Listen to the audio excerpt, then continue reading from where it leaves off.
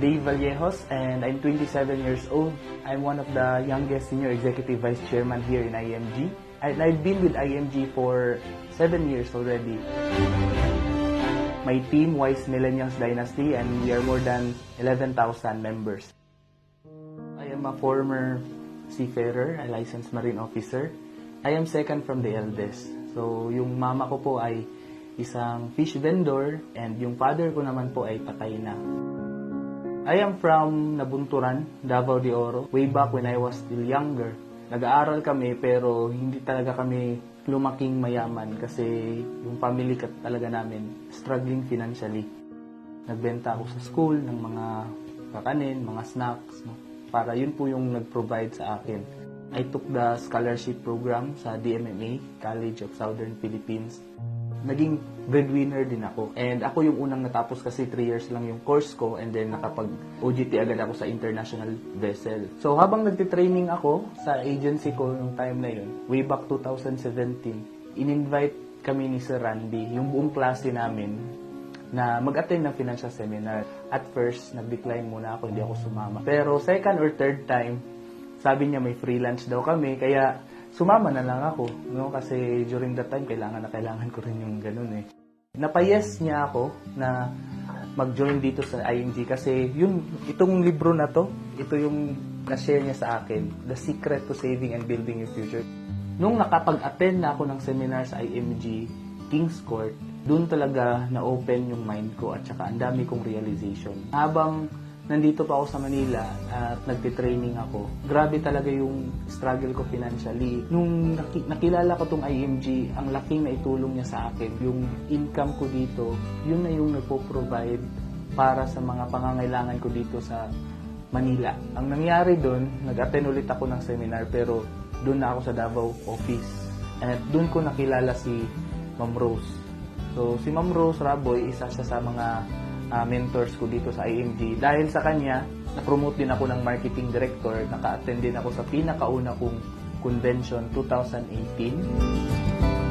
May mga time na ang mga member ko gustong mag-give up, gusto na nilang mag-quit sa IMG kasi nahihirapan na sila. So as a leader, malaking responsibility yun para sa akin. Minomotivate ko sila araw-araw. Sabi nila, big why or deepest why that will make you cry. So you should think about your family. I see the mission of IMG. Kung paano ako nabago ng IMG, gusto ko rin na meron din akong taong matulungan na mababago din yung buhay niya. And every time may naipapasok akong member dito sa IMG, that's an opportunity for me to change the life of that person. Pag tinitingnan ko tong mga awards ko, mga trophy ko, parang lagi ko iniisip yung kung saan ako nanggaling dito sa IMG. Looking back, hindi ko talaga ma-imagine na lahat ng meron ako ngayon ay ma-achieve ko. Ngayon, sobra pa sa imagination ko yung mga nabigay sa akin ng IMG. Just this year, January, natapos ko yung pinapagawang bahay ko para sa magulang ko, para sa mga kapatid ko sa Davao. That is really a product of IMG and I built that house in the middle of pandemic. Marami pang naibigay sa akin sa IMG. Meron akong 3 kondong binabayaran ngayon. Yung sasakyan na bigay ng IMG at nakabili na rin po ako ng mga lupa, no? Sa province, commercial lot at saka mga pinagtataniman namin na agriculture. I have my new why. Meron naman akong bagong motivation. This is my son, he is Kai, and my partner in life, si Jorn. Sila na naman yung bago kong inspiration sa buhay at nagmo-motivate sa akin araw-araw para i-achieve ko naman yung goal ko para sa kanila at mabigyan ng magandang buhay yung anak ko. And makapagpatayo din kami ng sarili naming bahay. Masasabi ko malaki ang naging impact. Hindi lang ako, but the IMG ang company itself. Siguro yung magiging mensahe ko sa past self ko, no, is to keep going. Kasi kung ano man yung pagdadaanan niya sa time na yun, mga taong pagtatawanan siya, mga taong hindi maniniwala sa kanya, part yun ng journey niya. Being successful for me is helping other people as well to become successful. Magiging successful ka pag isi-share mo yung sa ibang tao kung paano ka natulungan, no, paano mo nakuha yung success mo.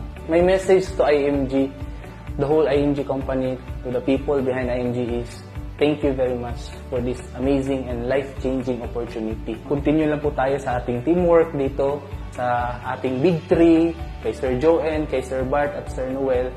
No? Makakaasa po kayo sa commitment ko dito sa IMG.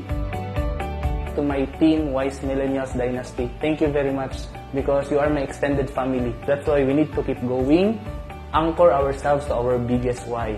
Every time na nanghihinaan tayo ng loob, nag-i-struggle tayo, always think why you start in the first place. Always be grateful in life, no? And always focus on what matters. Always look back kung saan ka nanggaling. I am Dave Vallejos. I lead my team by example, and we will lead in front.